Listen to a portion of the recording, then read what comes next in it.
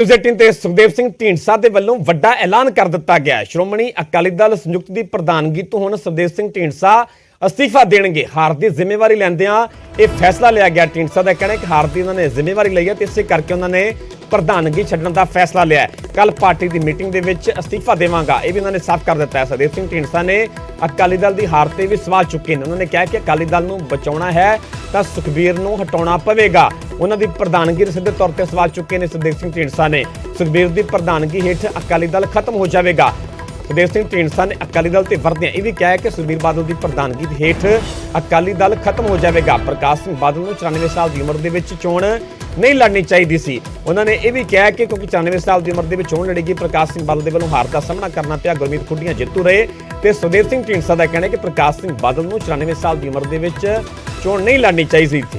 ਕਿਉਂਕਿ ਅਕਾਲੀ ਦਲ ਸੰਯੁਕਤ ਦੀ ਗੱਲ ਕੀਤੀ ਜਾਵੇ ਤਾਂ ਬੀਜੇਪੀ ਨਾਲ ਗੱਠਜੋੜ ਸੀ, ਪਰ ਅਕਾਲੀ ਦਲ ਸੰਯੁਕਤ ਦੇ ਖਾਤੇ ਦੇ ਵਿੱਚ ਕੋਈ ਵੀ ਸੀਟ ਨਹੀਂ ਜਾ ਸਕੀ। ਇੱਥੋਂ ਤੱਕ ਕਿ ਜਿਹੜੇ ਸੁਖਦੇਵ ਸਿੰਘ ਢੀਂਡਸਾ ਦੇ ਸੁਪੁੱਤਰ ਪਰਮਿੰਦਰ ਸਿੰਘ ਢੀਂਡਸਾ ਲਹਿਰਾ ਗਾਗਾ ਤੋਂ ਅਕਾਲੀ ਦਲ ਸੰਯੁਕਤ ਦੇ ਉਮੀਦਵਾਰ ਸਨ, ਉਹ ਵੀ ਨਹੀਂ ਜਿੱਤ ਸਕੇ। ਹਾਲਾਂਕਿ ਵੈਸੇ ਗੱਲ ਕੀਤੀ ਜਾਵੇ ਤਾਂ ਅਜੇ ਤੱਕ ਪਰਮਿੰਦਰ ਸਿੰਘ ਢੀਂਡਸਾ ਇਸ ਤੋਂ ਪਹਿਲਾਂ ਕਦੇ ਵੀ ਨਹੀਂ ਸੀ ਹਾਰੇ। 2000 ਤੋਂ ਉਹਨਾਂ ਦੇ ਜਿਹੜਾ ਸਿਆਸੀ ਸਫ਼ਰ ਦੀ ਸ਼ੁਰੂਆਤ ਹੁੰਦੀ ਹੈ। ਸੁਨਾਮ ਤੋਂ ਜਿੰਨੀ ਚੋਣ ਲੜਦੇ ਨੇ, ਜਿੱਤ ਦਰਜ ਕਰਦੇ ਨੇ, ਉਸ ਤੋਂ ਬਾਅਦ ਲਗਾਤਾਰ ਅਕਾਲੀ ਦਲ ਦੇ ਉਮੀਦਵਾਰ ਦੇ ਵਜੋਂ ਪਰਮਿੰਦਰ ਸਿੰਘ ਢੀਂਡਸਾ ਜਿੱਤਦੇ ਆਏ ਨੇ। ਪਿਛਲੀ ਵਾਰ ਹੀ ਉਹਨਾਂ ਦਾ ਹਲਕਾ ਬਦਲਿਆ, ਲਹਿਰਾ ਗਾਗਾ ਤੋਂ ਉਹਨਾਂ ਨੂੰ ਚੁਣ ਦਿੱਤਾ ਰਿਹਾ ਤੇ ਪਿਛਲੀ ਵਾਰ ਵੀ ਚੋਣ ਦੇ ਵਿੱਚ ਜਿੱਤ ਦਰਜ ਕਰਦੇ ਨੇ ਪਰਮਿੰਦਰ ਢੀਂਡਸਾ। ਪਰ ਜਿਵੇਂ ਪਾਰਟੀ ਬਦਲ ਗਈ, ਚੋਣ ਨਿਸ਼ਾਨ ਬਦਲ ਗਿਆ ਤੇ ਪਰਮਿੰਦਰ ਸਿੰਘ ਢੀਂਡਸਾ ਨੂੰ ਵੀ ਆਮ ਆਦਮੀ ਪਾਰਟੀ ਦੇ ਸੁਨਾਮੀ ਦੇ ਅੱਗੇ ਹਾਰ ਦਾ ਸਾਹਮਣਾ ਕਰਨਾ ਪਿਆ ਤੇ ਹੁਣ ਸੁਖਦੇਵ ਸਿੰਘ ਢੀਂਡਸਾ ਨੇ ਐਲਾਨ ਕਰ ਦਿੱਤਾ ਹੈ ਕਿ ਹਾਰ ਦੀ ਜ਼ਿੰਮੇਵਾਰੀ ਲੈਂਦਿਆਂ ਉਹ ਸ਼੍ਰੋਮਣੀ ਅਕਾਲੀ ਦਲ ਸੰਯੁਕਤ ਦੀ ਪ੍ਰਧਾਨਗੀ ਤੋਂ ਅਸਤੀਫਾ ਦੇਣਗੇ। गठबंधन था, क्या लग रहा है आपको? कुछ स्ट्रेटजी में बदलाव होना चाहिए था या कुछ और तरीके से चुनाव लड़ा जाना चाहिए था? कैसे देख रहे हैं? देखिए, एक तो किसानों में गुस्सा था कि 1 साल बैठे रहे हैं, हालांकि बिल वापस भी हो गए, लेकिन उनके अंदर गुस्सा था। हमारे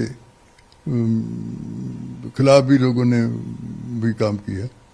इसके अलावा ये भी था कि लोग बदलाव चाहते रहेंगे। नहीं, गठबंधन तो बीजेपी बुलाएगी जब बुला लेगी, लेकिन मैं अपनी पार्टी की मीटिंग कल बुलाई है। सारी इम्पोर्टेंट लीडर बुलाए हैं, तो कल कोई फैसला करेंगे क्या करना आगे।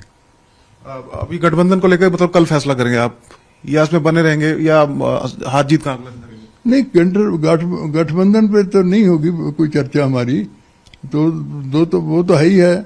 गठबंधन अभी टूटा थोड़ा है, कोई ऐसी टूटने की बात भी नहीं है। तो मैं तो हमारी पार्टी की स्ट्रेटजी क्या होनी चाहिए, क्या करना चाहिए, उसके लिए कर रहा हूँ।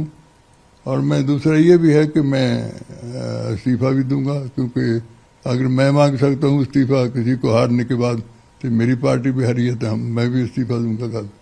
मैं अकाली दल इसीलिए छोड़ा था कि मैंने कहा था कि सुखबीर बादल की प्रेसिडेंटशिप में हम कामयाब नहीं हो सकते, और वही आज हुआ है। हमें दुख ये है कि प्रकाश सिंह बादल को इस उम्र में लड़नी नहीं चाहिए थी, लेकिन परिवार की मजबूरी के तहत उन्होंने इलेक्शन लड़ी है, और आखिर में जाके वो अपनी लास्ट जो इलेक्शन है वो हार के जा रहे हैं। इसका दुख तो है ही सभी को। प्रकाश सिंह बादल को नहीं चाहिए था, चाहे परिवार उस पर जोर डाल भी रहा था तो उनको नहीं चाहिए।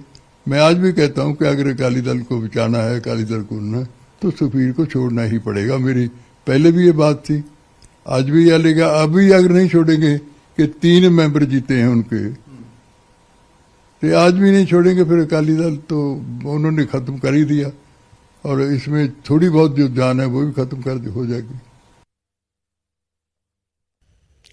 ਹੁਣ ਤੁਹਾਨੂੰ 2022 ਦੇ ਸਿਆਸੀ ਅਖਾੜੇ ਦੀ ਦਿਲਚਸਪ ਤਸਵੀਰ, ਦਿਲਚਸਪ ਅੰਕੜੇ ਦੱਸਾਂਗੇ, ਕਿਉਂਕਿ ਇਸ ਅਖਾੜੇ ਦੇ ਵਿੱਚ ਕਈ ਪਰਿਵਾਰਾਂ ਨੂੰ ਤਾਂ ਰਾਹਤ ਮਿਲੀ ਤੇ ਕਈ ਸਿਆਸੀ ਪਰਿਵਾਰਾਂ ਨੂੰ ਵੱਡੇ ਤੌਰ ਤੇ ਝਟਕਾ ਲੱਗਿਆ। ਸਭ ਤੋਂ ਪਹਿਲਾਂ ਗੱਲ ਕਰਾਂਗੇ ਬਾਦਲ ਪਰਿਵਾਰ ਦੀ। ਬਾਦਲ ਪਰਿਵਾਰ ਦੀ ਗੱਲ ਕੀਤੀ ਜਾਵੇ ਤਾਂ ਪਿਓ ਪੁੱਤਰ ਦੋਵਾਂ ਨੂੰ 2022 ਦੇ ਸਿਆਸੀ ਅਖਾੜੇ ਦੇ ਵਿੱਚ ਹਾਰ ਦਾ ਸਾਹਮਣਾ ਕਰਨਾ ਪਿਆ। ਪ੍ਰਕਾਸ਼ ਸਿੰਘ ਬਾਦਲ ਲੰਬੀ ਤੋਂ ਅਕਾਲੀ ਦਲ ਦੇ ਉਮੀਦਵਾਰ ਸਨ, 94 ਸਾਲ ਦੀ ਉਮਰ ਦੇ ਵਿੱਚ ਚੋਣ ਮੈਦਾਨ ਦੇ ਵਿੱਚ ਸਨ, ਪਰ ਜਿਹੜੀ ਆਪ ਦੀ ਸੁਨਾਮੀ ਆਈ ਗੁਰਮੀਤ ਖੁੱਡੀਆਂ, ਕਿਉਂਕਿ ਆਮ ਆਦਮੀ ਪਾਰਟੀ ਦੇ ਉਮੀਦਵਾਰ ਸਨ। ਪ੍ਰਕਾਸ਼ ਸਿੰਘ ਬਾਦਲ ਨੂੰ 5 ਵਾਰ ਦੇ ਸੀਐਮ ਨੂੰ ਗੁਰਮੀਤ ਖੁੱਡੀਆਂ ਦੇ ਅੱਗੇ ਹਾਰ ਦਾ ਸਾਹਮਣਾ ਕਰਨਾ ਪਿਆ। ਉੱਥੇ ਜਲਾਲਾਬਾਦ ਤੋਂ ਸੁਖਬੀਰ ਸਿੰਘ ਬਾਦਲ ਚੋਣ ਮੈਦਾਨ ਦੇ ਵਿੱਚ ਸਨ। ਸੁਖਬੀਰ ਸਿੰਘ ਬਾਦਲ ਅਕਾਲੀ ਦਲ ਦੇ ਸੀਐਮ ਫੇਸ ਵੀ ਸਨ, ਅਕਾਲੀ ਦਲ ਦੇ ਪ੍ਰਧਾਨ ਵੀ ਨੇ, ਪਰ ਹਾਰ ਦਾ ਸਾਹਮਣਾ ਕਰਨਾ ਪਿਆ ਆਮ ਆਦਮੀ ਪਾਰਟੀ ਦੇ ਉਮੀਦਵਾਰ ਜਗਦੀਪ ਗੋਲਡੀ ਕੰਬੋਜ ਦੇ ਅੱਗੇ। ਸੋ ਇੱਕ ਵੱਡਾ ਝਟਕਾ ਬਾਦਲ ਪਰਿਵਾਰ ਵਾਸਤੇ ਵੀ ਤੇ ਵੱਡਾ ਝਟਕਾ ਅਕਾਲੀ ਦਲ ਵਾਸਤੇ ਵੀ।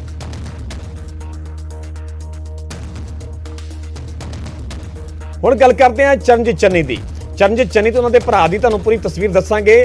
ਗੱਲ ਚਰਨਜੀਤ ਚੰਨੀ ਦੀ ਕੀਤੀ ਜਾਵੇ ਤਾਂ ਚਰਨਜੀਤ ਸਿੰਘ ਚੰਨੀ ਨੂੰ ਦੋਵੇਂ ਸੀਟਾਂ ਤੋਂ ਹਾਰ ਦਾ ਸਾਹਮਣਾ ਕਰਨਾ ਪਿਆ, ਚਮਕੌਰ ਸਾਹਿਬ ਤੇ ਭਦੌੜ। ਹਾਲਾਂਕਿ ਚਮਕੌਰ ਸਾਹਿਬ ਤੋਂ 2007 ਤੋਂ ਲਗਾਤਾਰ ਜਿੱਤਦੇ ਆ ਰਹੇ ਸਨ ਚਰਨਜੀਤ ਚੰਨੀ, ਪਰ 2022 ਦੇ ਵਿੱਚ ਆਪਣੀ ਸੀਟ ਨਹੀਂ ਬਚਾ ਸਕੇ।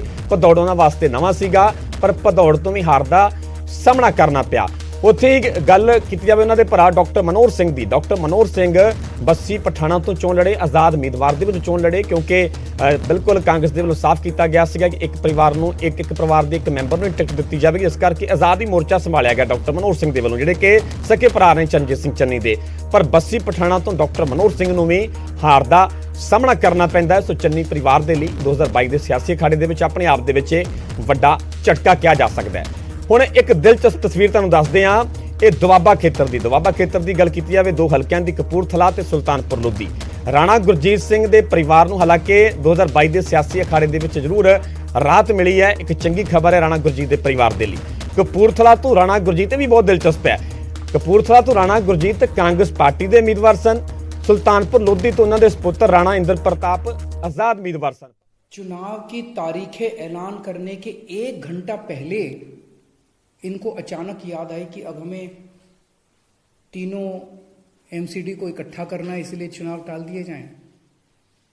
तो लोग कह रहे हैं कि एमसीडी को इकट्ठा करना, एक करना तो बहाना है, मकसद चुनाव टालने का था। क्योंकि बीजेपी को लग रहा था कि दिल्ली में अब अगर चुनाव होंगे तो आम आदमी पार्टी की जबरदस्त लहर है, बीजेपी उस लहर में बह जाएगी और बीजेपी हार जाएगी, इसलिए चुनाव टालने के मंशा से ये किया गया। दूसरा ये भी लोग कह रहे हैं कि चुनावों का तीनों नगर निगम एक साथ करने से क्या लेना देना है। आज 3 नगर निगम है दिल्ली में, 272 वार्ड हैं, कुछ इसमें कुछ इसमें कुछ इसमें। तो तीनों नगर निगम के काउंसलर अपने अलग अलग नगर निगम में बैठते हैं। चुनाव हो जाने दीजिए, अगर तीनों को इकट्ठा भी कर दोगे आप तो वो एक जगह बैठने लग जाएंगे। दोबारा चुनाव कराने की क्या जरूरत है, अभी चुनाव रोकने की क्या जरूरत है, चुनाव टालने की क्या जरूरत है। चुनाव करवाओ, नए काउंसलर आएंगे और नए काउंसलर जो भी आएंगे वो जब तक तीनों नगर निगम है तीनों में बैठ जाएंगे, एक नगर निगम होगा वो एक साथ आके बैठ जाएंगे। तो चुनाव टालने की तो जरूरत ही नहीं थी। लेकिन मकसद तीनों नगर निगम एक साथ करने का नहीं था। अगर करना होता तो 7 साल में कर लेते ये लोग। मकसद था चुनाव टालने का। ये देश के लिए अच्छा नहीं है, दोनों चीजें अच्छी नहीं है। जो केंद्र सरकार ने चिट्ठी लिख के चुनाव टालने को कहा वो भी ठीक नहीं है,